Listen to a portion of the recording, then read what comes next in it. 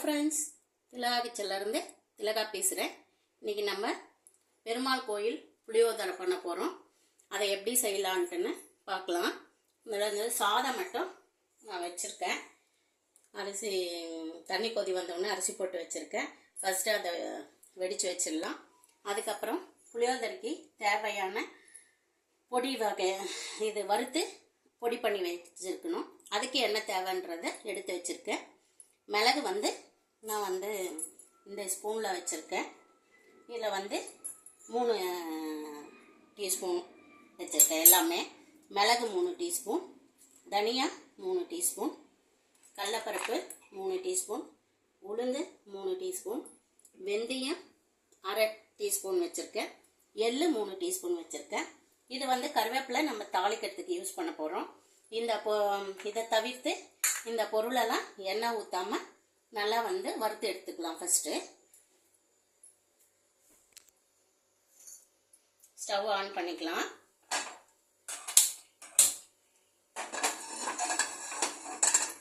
Pan சூடாகட்டும். Pan சூடாகிடுச்சு.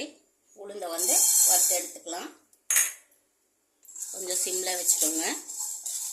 தீயாமல் எண்ணெய் ஊற்றாமல் ட்ரை ரோஸ்ட்டு தான் பண்ண போகிறோம். அதனால் மிதமான சூட்டில் வறுத்து எடுக்கலாம். புளியோதரை யாருக்கெல்லாம் பிடிக்கும்? அதுவும் கோயில் புளியோதரைனா யாருக்கெல்லாம் பிடிக்கும்? நான்லாம் கோயிலுக்கு போனாலே கியூ எங்கே நிற்குது, அந்த கியூ சாமி கும்பிட நிற்குதா, புளியோதரை வாங்க பிரசாதம் வாங்க நிற்குதான்னு தான் பார்ப்பேன். சாமியை கூட அப்புறம் தான் கும்பிடுவேன். என்னங்க சொல்கிறீங்க? அதுலேயே இவர் இருக்காங்க பாருங்க, அந்த புளியோதரை இல்லைனாலும் காசு கொடுத்து கூட வாங்கி தராமல் அப்படியே எடுத்துருவாரு. நான் புளியோதரை சாப்பிட்லான்னு நினைப்பேன், இவங்க சக்கரை பொங்கல் சாப்பிட்லான்னு நினைப்பாங்க. நாங்கள் சாப்பிட்டதுக்கு அப்புறமா தான் கோயிலே போய் சாமி பார்ப்போம். ஃபஸ்ட்டு வயிறு ஃபுல்லு, அதுக்கப்புறம் மனசு ஃபுல்லாக்கிடணும். என்னங்க, கடவுளே அதை தானேங்க நினைப்பாங்க. நீ சொன்னா சரியாதான். இல்லை, கடவுளே அப்படி தானே நினைப்பாங்க இல்லையா? வயிறு எம்டியோட சாமி கும்பிடக்கூடாது இல்லை? அதனால அதுவுமா கோயில் புளியோதரைனா சொல்லவே வேணாம். ரொம்ப பிடிக்கும் எனக்கு. எனக்கு இல்லை, எல்லாருக்குமே பிடிக்கும். உங்களுக்கு பிடிக்குமாங்க? நல்லா ரோஸ்ட் பண்ணி எடுத்துக்கலாம். இந்த உளுந்து நல்லா வறுபட்டுடுச்சு. நல்லா வாசமும் கமகமன்னு இருக்குது. உளுந்து வாசனை ரொம்ப நல்லாயிருக்கும். கடலைப்பருப்பு இதையும் நல்லா தீயாமல் வறுத்து எடுத்துக்கலாம். கடலைப்பருப்பு கொஞ்சம் லேட் ஆகும். அதனால் தீ சிம்மில் வச்சுட்டு மிதமான தீயில் வறுத்து எடுத்துக்கலாம். இப்போ கடலைப்பருப்பு நல்லா வறுப்பட்டாச்சு. இதையும் நம்ம கொட்டிக்கலாம். எல்லாம் ஆறட்டும். எல்லாத்தையும் ஒன்றா வறுத்துற வேண்டியதுதானே? மிளகு போட்டுக்கலாம். எல்லாம் ஒன்றா வறுக்கலாம். ஆனால் உளுந்து சீக்கிரம் வறுப்பட்டுடும். கடலைப்பருப்பு மிளகுலாம் கொஞ்சம் டைம் எடுக்கும். வெந்தயம் எள்ளுலாம் ஒரு நிமிஷத்தில் சட்டுன்னு வறுப்பட்டுரும். அதனால் ஒன்று தீஞ்சி ஒன்று வறுப்படாமல் இருக்கும் இல்லையா? அதனால தான் தனித்தனியாக வறுத்து எடுத்துக்கிறோம். எல்லாம் இதுவும் நல்லா மிளகு வெடிக்கிற பட்டு பட்டுன்னு வெடிக்கும் இல்லைங்களா? அந்த ஸ்டேஜ் வரைக்கும் வறுத்து எடுத்துக்கலாம். மிளகு நல்லா வறுப்பட்டு வெடிக்க ஆரம்பிச்சிருச்சு. இதையும் நம்ம மாற்றிக்கலாம். பட்டு பட்டுன்னு வெடிக்கும். அந்த டைமில்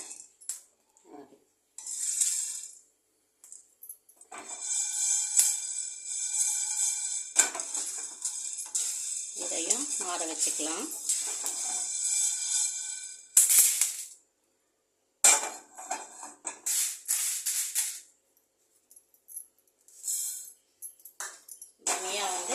சீக்கிரம் வறுப்பட்டுடும். அதுவும் கொஞ்சம் படப்படன்னு பொரியும். சொல்லுவாங்கள்ல, படப்படன்னு பேசாதம்மா, கொஞ்சம் நிறுத்தி பேசுமா அப்படின்னு சொல்லுவாங்கள்ல. அந்த மாதிரி உன்னை யாரும் அந்த மாதிரி சொல்ல மாட்டாங்கல்ல? என்னை சொல்லவே மாட்டாங்க. எனக்கு தான் வாயே இல்லையேப்பா. நான் வாயில்லாத பூச்சி இல்லை. அப்படி தானே எல்லாரும் சொல்கிறாங்க. வாயே இல்லைம்மா அவளுக்கு. குழந்தை பேசவே மாட்டா. எல்லாம் சுரேஷே பேசிடுறாரு அப்படின்னு சொல்லிடுறாங்க எல்லாம். நான் குழந்தைங்க. கீழே தான் போடுற நீ நிறைய. இதுக்காக நான் வெடிக்கிறதெல்லாம் கையில் தான் பிடிச்சிக்கணும். வெடிக்கிறது இப்போ கீழே சிந்த தான் செய்யும். அதுக்காக என்ன பண்ண முடியும்? ஏன்பா வறுத்தா வெடிக்கும் தான். வெடிக்காமல் எடுத்துட்டோம்னா அப்புறம் நம்ம ரொம்ப நாள் வச்சுக்க முடியாது. இந்த பவுடரை வச்சு கூட யூஸ் பண்ணலாம். பாரு வெடிக்கிறது.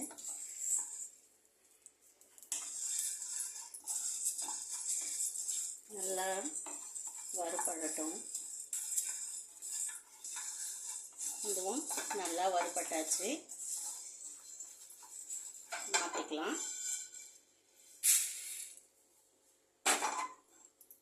எள்ளு நம்ம எள்ளு எப்போ நம்ம வறுத்தாலுமே கல் மணல்லாம் இருக்கான்னு பார்த்துட்டு வாஷ் பண்ணி காய வச்சுட்டு யூஸ் பண்ணணும். நான் வந்து ஏற்கனவே அந்த மாதிரி செஞ்சு வச்சுட்டேன். அதனால் க்ளீனாக தான் இருக்குது. இதே வறுத்துக்கலாம். எள்ளும் வந்து பொரியும். பொரிஞ்ச உடனே எடுத்துடலாம். இப்போ பாருங்கள், எள்ளு கூட சொல்லுவாங்க எள்ளு மாதிரி பொரியாத பேசாத அப்படின்னு சொல்லுவாங்க. அந்த மாதிரி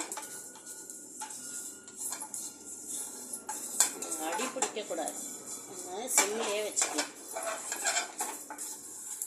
இதை நம்ம எவ்வளோ வந்து பதமாக வறுக்கிறோமோ புளியோதரை அவ்வளோ டேஸ்ட்டாக இருக்கும்.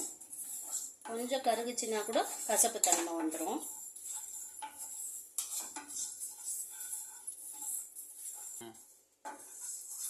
எள்ளு வந்து வறுபட்டுச்சு, வாசனையும் வருது. இதையும் மாற்றிக்கலாம்.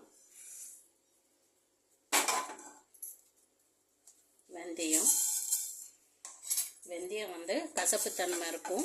அதனால் கைவிடாமல் ஒரு நிமிஷம் வறுத்து எடுத்துக்கலாம். ரொம்ப வறுபட்டாலும் இந்த கசப்புத்தன்மை அதிகமாகிடும். புளியோதரைக்கு வந்து புளிப்பு, காரம் அதெல்லாம் இருந்தால் டேஸ்ட் நல்லாயிருக்கும். அதில் லைட்டாக கொஞ்சம் இந்த கசப்பும் இருந்தால் ஒரு மாதிரி டேஸ்ட் நல்லாயிருக்கும். லைட்டாக வறுத்து இந்த பவுட்ரெல்லாம் ஆற வச்சுட்டு அதுக்கப்புறமா நம்ம பவுட்ரு பண்ணி குறைன்னு பவுட்ரு பண்ணி அரைச்சிக்கலாம். வெந்தயம் வறுபட்டுருச்சு. இதுவும் ஆற வச்சுக்கலாம். ஸ்டவ் ஆஃப் பண்ணிடலாம்.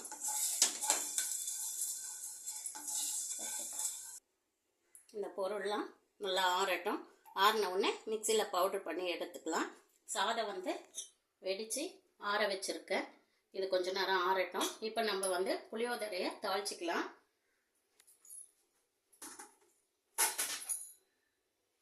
அதுக்கு தேவையான பொருள்கள் நான் வந்து புளியோதரைனாலே நம்ம நல்லெண்ணெய் தான் யூஸ் பண்ணோம். நல்லெண்ணெய் யூஸ் பண்ணும்போது டேஸ்ட்டு ரொம்ப நல்லாயிருக்கும்.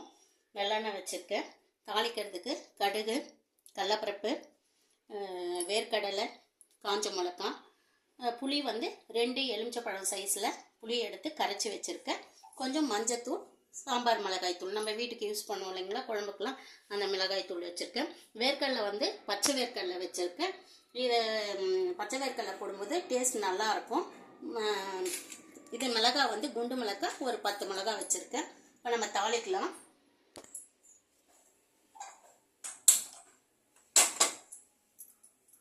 கடாய் சூடாகட்டும்.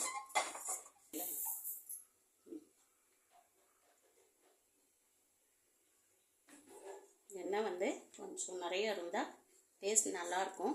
நம்ம இந்த புளிக்குழம்பு ரெடி பண்ண உடனே இதை வந்து வச்சு கூட இன்னொரு முறை யூஸ் பண்ணிக்கலாம். எப்போ வேணுமோ யூஸ் பண்ணிக்கலாம். சாதம் வடிச்சிட்டு என்னால் வந்து கெட்டு போகாமல் இருக்கணும்னா எண்ணெய் கொஞ்சம் நிறைய விட்டோம்னா டேஸ்ட் நல்லாயிருக்கும். எண்ணெய் காஞ்சிடுச்சு. கடுகு போட்டுக்கலாம். கடலப்பருப்பு 2 டீஸ்பூன் போட்டுக்கலாம். பருப்பு நிறைய பிடிக்கும்னா நீங்கள் போட்டுக்கலாம். வேர்க்கடலை 2 கைப்பிடி போட்டிருக்கேன். கடலப்பருப்பும் வேர்க்கடலையும் நல்லா கிறிஸ்பி ஆகிற வரைக்கும் நல்லா வறுத்துக்கலாம். அந்த பருப்பும் வேர்க்கடலையும் கிறிஸ்பியாக இருந்தால் சாப்பிடும்போது அச்சக்கச்சுக்குன்னு டேஸ்ட் நல்லாயிருக்கும். நல்லா வறுத்துக்கலாம். சிம்மில் வச்சுக்கோங்க. தீ நிறைய வேண்டாம். இதில் வந்து நம்ம முந்திரி இருந்தால் எங்கிட்ட முந்திரி இல்லை, அதனால நான் போடல. முந்திரி இருக்கிறவங்க முந்திரி கூட கொஞ்சம் போட்டுக்கிட்டா இன்னும் டேஸ்ட் நல்லாயிருக்கும். அதையும் நல்லா கிறிஸ்பியாக வறுத்துட்டு காஞ்ச மிளகாய் போடுறேன். கருவேப்பிலை கொஞ்சம் போடுறேன்.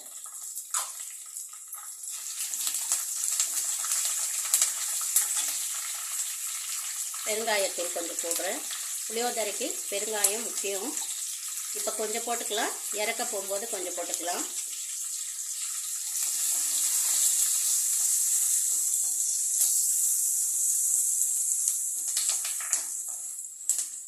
புளி கரைச்சல்,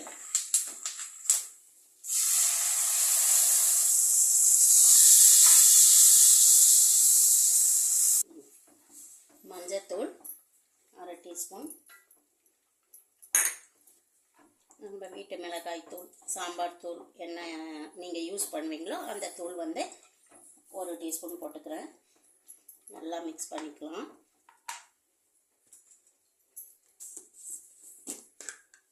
உப்பு கொஞ்சம் போட்டுக்கிறேன். நான் சாதத்துலேயே உப்பு போட்டு வச்சுருக்கோம்.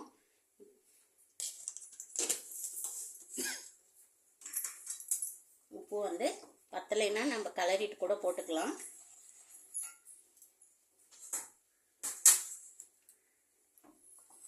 நம்ம கொஞ்சம் தண்ணி மிக்ஸ் பண்ணிக்கலாம்.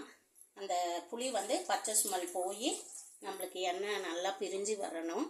அப்போ தான் அந்த புளிப்பு, காரம், இனிப்பு எல்லாம் நல்லாயிருக்கும். இப்போ இதை நல்லா நம்ம கொதி வந்து நல்லா சுருண்டு எண்ணெய் பிரிஞ்சு வரட்டும். அது வரைக்கும் வெயிட் பண்ணலாம். அதுக்குள்ளே அந்த பவுடரை அரைச்சி எடுத்துகிட்டு வந்துடலாம். நல்லா கொதிக்குது, கொஞ்சம் எண்ணெய் பிரிஞ்சு வருது. ஆனால் இன்னும் கூட நம்ம விட்ட எண்ணெய் எல்லாமே நல்லா பிரிஞ்சு வரணும். இன்னும் கொஞ்சம் குழம்பு திக்காச்சுன்னா அந்த எண்ணெய்லாம் பிரிஞ்சு வரும். அது வரைக்கும் நம்ம டிஸ்டர்ப் பண்ணாமல் கலரி விட்டு கொஞ்ச நேரம் வெயிட் பண்ணலாம். நல்லா குழம்பு திக்காகிடுச்சு, எண்ணெய் மேலே மிதக்குது பாருங்கள். இப்போ வந்து நம்ம டேஸ்ட்டுக்காக சும்மா ஒரு சின்ன கட்டி இது அச்சு வெல்லம் திருகி வச்சுருக்கேன். இதில் வந்து கல் மணல்லாம் இருக்காது இந்த வெல்லத்தில், அதனால் இதை அப்படியே போட்டுக்கலாம். சும்மா டேஸ்ட்டுக்காக இனிப்பு, புளிப்பு, காரம், வெந்தயம், கொஞ்சம் எள்ளு இதெல்லாம் போட்டிருக்கோம் இல்லைங்களா, அந்த டேஸ்ட் நல்லாயிருக்குன்றதுக்காக கொஞ்சம் வெல்லம் போட்டுருவோம். இந்த வெல்லம் போட்டால் தான் நம்ம பெருமாள் கோயில் புளியோதரை டேஸ்ட் வரும். மிக்ஸ் பண்ணிக்கலாம். வெல்லம் கொஞ்சம் கரையிட்டோம். இப்போ வந்து வெல்லம் கொஞ்சம் 1 நிமிஷம் மிக்ஸ் ஆகிடுச்சு. இப்போ நம்ம இந்த பவுடர் பண்ணி வச்சுருக்கோம் இல்லைங்களா, இந்த பவுடர் வந்து கொஞ்சம் நைஸாக அரைக்கக்கூடாது, குறைன்னு தான் அரைக்கணும். குறைன்னு அரைக்கும் போது தான் அந்த எள், வெந்தயம், தனியா இதெல்லாம் கொஞ்சம் டேஸ்ட் வந்து நம்மளுக்கு தூக்கலாக கொடுக்கும். குறைன்னு அரைச்சிக்கோங்க. இதை எல்லா பவுடரும் இதுக்கே போட வேண்டாம். ஒரு 3 டீஸ்பூன் போட்டுட்டு மீதியை நம்ம ஸ்டோர் பண்ணி வச்சுக்கிட்டு இதே மாதிரி குழம்பு எப்போ செய்கிறோமோ அப்போ யூஸ் பண்ணிக்கலாம். இப்போ வந்து நான் தேவையான அளவு போடுறேன்.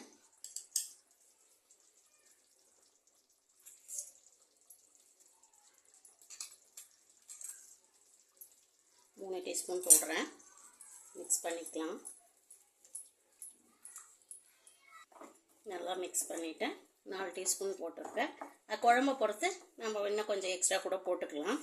சில பேருக்கு கொஞ்சம் ஹெவியாக இருந்தால் நல்லாயிருக்கும் அந்த வாசனை, சில பேருக்கு கொஞ்சம் கம்மியாக இருந்தால். இப்போ வந்து இந்த தூளை வந்து ஸ்டோர் பண்ணி வச்சுக்கலாம்.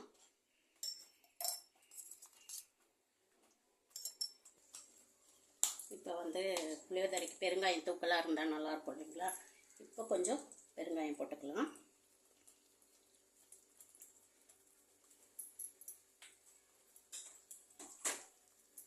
சும்மா 1 நிமிஷம் அந்த பெருங்காயம் வாசனை போகிற வரைக்கும் வெயிட் பண்ணலாம். அவ்வளோதான்.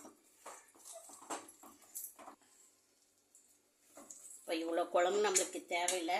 நாங்கள் 3 பேர் தான், இந்த சாதத்துக்கு தான் மிக்ஸ் பண்ண போடுறேன். அதனால் இந்த குழம்பையும் எடுத்து வச்சுட்டு இன்னொரு நாள் சாதம் வடித்து இதையும் நம்ம யூஸ் பண்ணிக்கலாம். ஒரு நாள் நம்மளுக்கு ரெஸ்ட்டு, அந்த மாதிரி டைமில் சாதம் வடித்து இந்த புளியோதரையை மிக்ஸ் பண்ணி சாப்பிட்டுக்கலாம். இதை கொஞ்சம் எடுத்து வச்சிடலாம். கொஞ்சம் கொஞ்சமாக சாத்தை போட்டு மிக்ஸ் பண்ணிக்கலாம். கொஞ்சம் கொஞ்சமாக போட்டு மிக்ஸ் பண்ணிவிட்டு உப்பு கம்மியாக இருந்தால் அப்போ கூட நம்ம செக் பண்ணிக்கலாம்.